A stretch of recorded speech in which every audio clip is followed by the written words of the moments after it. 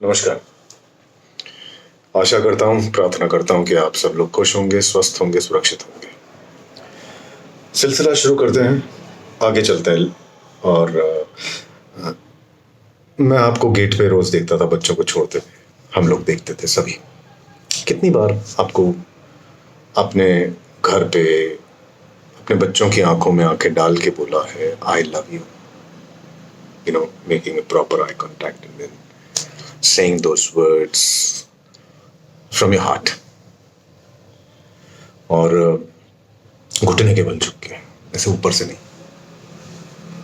या फिर कितनी बार आप जब स्कूल छोड़ने आते थे और बच्चा जब तक उस दरवाजे के पीछे ओझल नहीं हो जाता था तब तक देखते रहते थे और मन में विचार आता होगा कि ये जो चुनौतियां जिंदगी ने इसके लिए स्टोर कर रखी होंगी ये उनसे पार पाने में सफल हो, कि जी ले अच्छे से।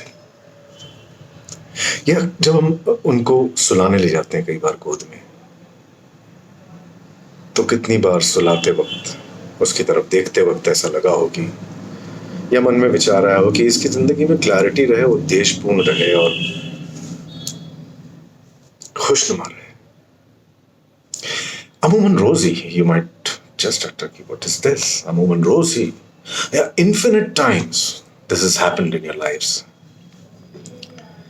कौन सी ऐसी चीज है जो हमें ये इजाजत देती है कि हम ये चुनाव कर सकें कि हमारा जीवन हम पैशनेटली जिए या हम ऐसे ही जीवन बिता दें, हम किसी डायरेक्शन के साथ दिए, किसी पर्पस के साथ जिए, या फिर हम डिसोरिएंटेड से रहें और बिना ओरिएंटेशन के ही अपनी दिशा के जिंदगी निकालते हैं, या फिर एक्टिवली जिए या पैसिवली जिए, या फिर कौन सी चीज़ है जो हमें इजाज़त देती है कि हम खुशी अनुभव करें या दुख अनुभव करें, या हम चुनौतियों से डट कर सामना करें या भाग जाएं, या खुद का विकास करें, ग्रोथ के बारे में सोचें, या फिर आलस्य, प्रोक्रेस्टिनेशन, केयरलेसनेस, उन चीज़ों का उनका दामन थाम ले।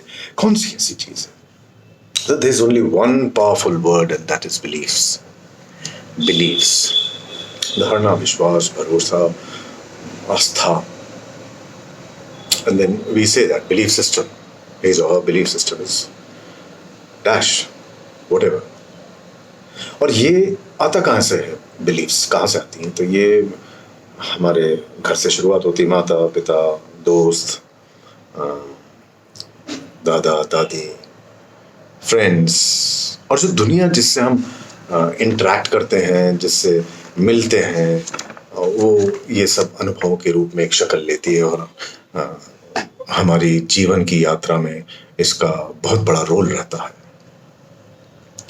इसमें से कुछ सकारात्मक रहती हैं, दादा दादी के साथ बैठे हैं तो लव, कंपैशन, करुणा, दया, प्रेम, माँ बाप के साथ भी तो बहुत सारी चीज़ें उस तरह की आती हैं, discipline, responsibility, accountability, it's very small as we try and these things impact the experiences which we have in our life through incidents। और क्योंकि हम स्पंज की तरह होते हैं, सारी इन्फॉर्मेशन एब्जॉर्ब करते रहते हैं, तो जो भी देखते हैं, सुनते हैं, महसूस करते हैं, टेस्ट करते हैं या टच करते हैं, वो सब स्टोर हो जाता है और जब ब्रेन को ज़रूरत पड़ती है तो वो निकाल लेता है। इसीलिए शायद वो कुत्ते की भौंकने की आवाज़, पटाखे की आवाज़, वो पानी में गिरना या किसी चीज़ को, खाने की चीज़ को नापसंद करना, इसके दूरगामी बहुत इफ़ेक्ट्स होते हैं, because they are deep seated. इसके साथ ही वो गलतियाँ जो होती हैं हमारी या दूसरों का व्यवहार जो हमारे प्रति होता है, इन सब के मिले जिनमें अनुभव जब जुड़ जाते हैं तो नकारात्मक या लिमिटिंग बिलीफ्स, नकारात्मक भी नहीं, लिमिटिंग बिलीफ्स का जन्म होता है और वो हमारे साथ रहती हैं, उनका निर्माण होता है, उसकी रचना होती है इस तरह से। और लिमिटिंग मतलब जो आपको अपने एक्चुअल पोटेंशियल तक पहुंचने नहीं देती, उनको हम लिमिटिंग, आपकी जो संभावना है जहां पहुंच सकते हैं वहां पहुंचने से आपको रोकती हैं, उनको लिमिटिंग बिलीफ्स कहते हैं। एम्पावरिंग बिलीफ्स होती हैं, एम्पावरिंग मतलब समर्थित बनाती हैं आपको, ग्रोथ माइंडसेट से जुड़ी हुई, जो आप अपने बारे में बहुत सकारात्मक बातें सोचते हैं, तो ये अपने जीवन में आत्मविश्वास लाती हैं, ये हिम्मत देती हैं, ये दया, करुणा, and all those things, they empower you with all those feelings, belief system आपका एम्पावर करता है आपको।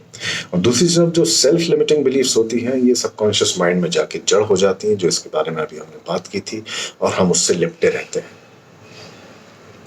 इसलिए जब वो एडमिशन के टाइम आते हैं, फॉर एग्जांपल एक छोटा सा एडमिशन के टाइम आते हैं, तो वो ये बोलता नहीं, ये लिखता नहीं है, ये शाय है, ये इंट्रोवर्ट है, ये एक्टिव नहीं है, या फिर इसके विपरीत ही एक्टिव बहुत अच्छा कर लेता, और साथ में अगर दूसरा भाई या बहन कोई हो, आप ही का बच्चा, बेटा बेटी, तो कंपैरिजन शुरू हो जाते हैं कि ये सब कर लेती थी, ये नहीं कर पाता है, या ये सब कर लेता है, वो नहीं कर पाती। तो बड़ा ये सब उस जाल में आपकी बातें जड़ हो रही हैं उनके अंदर, और वो लिमिटिंग बिलीफ्स फॉर्म हो रही हैं, and they are deep seated. यही बच्चा अभी थोड़ा सा बड़ा होगा, सुनिए, बड़े स्कूल में वो टीचर जब पेरेंट्स के सामने उस बड़े बच्चे के बारे में कहती है, back bencher, average, shy, I would put him into the follower category.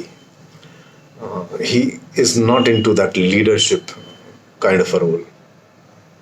अब वो 30 साल का जब हो गया, बड़ा बच्चा, नौकरी करने लगा, पद हो गया उसका, अब आगे बढ़ने के लिए लीडरशिप क्वालिटीज चाहिए, और उसके अंदर वो सब हैं जो एक लीडर में होनी चाहिए। उसकी पत्नी उसको बोल रही है, पियर बोल रहा है, लेकिन वो अपने आप को हमेशा याद दिला रहा है कि that I am not a leader. Teacher ने उस टाइम कहा था, I am not leader, I don't have, it's become a limiting belief, and he was nurturing us all the time.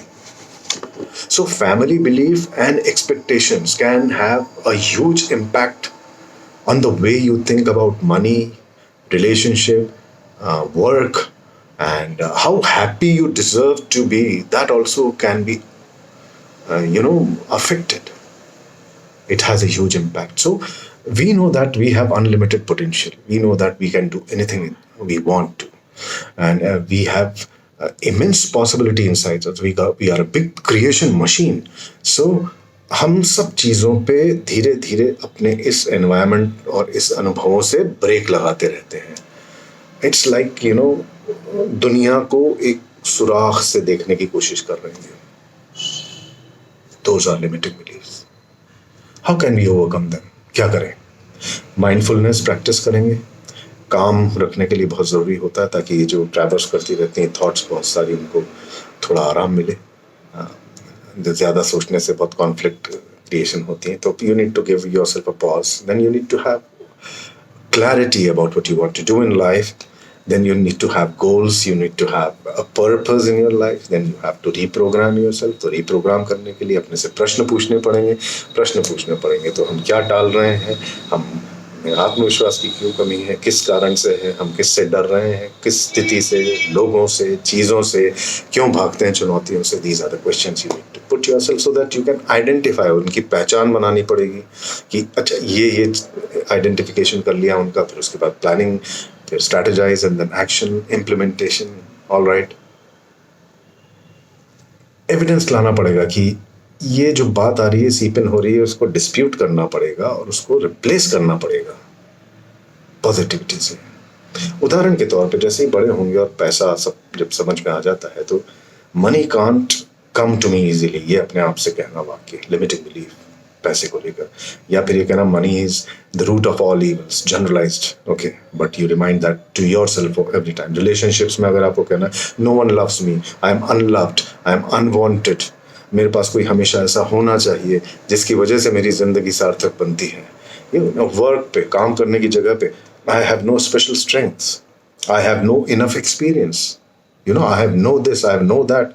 आपके खुद के मूल्य को लेकर अगर बात हो रही है, I can't make things happen, I am a failure. So what you do is you keep on reminding yourself all the time. अब कैसे आइडेंटिफाई करेंगे? अगर मेरे को बच्चे की इन्वेस्टिगेट करना है लिमिटिंग बिलीफ्स के बारे में, तो कुछ प्रश्न होंगे, बड़ों के लिए भी होते हैं, और एक पूरा पैटर्न होता है उसको पहुंचने का. तो कुछ प्रश्न तो पूछ ही लेना चाहिए, कि जैसे कि आप ऐसी कोई 3 चीज़ें बताइए, बेटा या बेटी, जिस पर आपकी माँ को गर्व हो. और गर्व समझ में भी तो नहीं आएगा, feeling proud about those 3 things. तो पसंद की बात कर ले, कौन सी ऐसी 3 चीज़ें हैं जो आपकी माँ को आपके बारे में बहुत पसंद है. या फिर आपको कौन सा ऐसा सबसे अच्छी बात है आप में, जो आप अपने दोस्त को एक दिन के लिए you can give it to him और हर. कौन सी अच्छी बात है, what trying to do here, आप अभी क्या कर पाते हैं जो पहले नहीं कर पाते थे। लाइक पहले वो क्रॉल करता होगा, अभी वो चल पाता है, दौड़ पाता है। तो ऐसा कौन से काम है, और भी काम होते हैं जो पहले नहीं कर पाते थे, आप कर पाते थे। या फिर आप किन बातों के लिए बेटा आप thank you thank you thank you God की प्रेयर करते हैं, आप हमें भी थैंक यू बोलते हैं, बोलते होंगे, ऐसी आशा और विश्वास रखता हूँ मैं। तो आप जब ये थैंक यू बोलते हैं तो आप किन बातों के लिए धन्यवाद देते हैं, रोज जरा बताएंगे हमें। या फिर आप कौन से काम अकेले कर लेते हैं जिसमें आपको मदद नहीं लगती किसकी।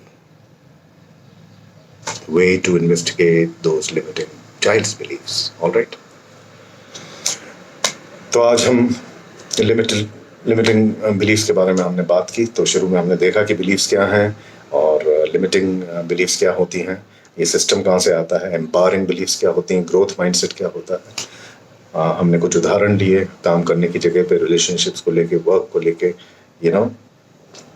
और हमने ये आइडेंटिफाई करने की भी कोशिश की कि कैसे उसको, किन प्रश्नों से हम आइडेंटिफाई कर सकते हैं। तो इस आशा के साथ कि you won't, as parents, you will be very cautious about the words, the articulation you use with your child, and the way you see him or her growing up. You need to be very aware of that belief system that we are trying to put inside his head. And you take care. Next session, we are going to take something else. Until then, you stay safe and stay happy. Bye bye.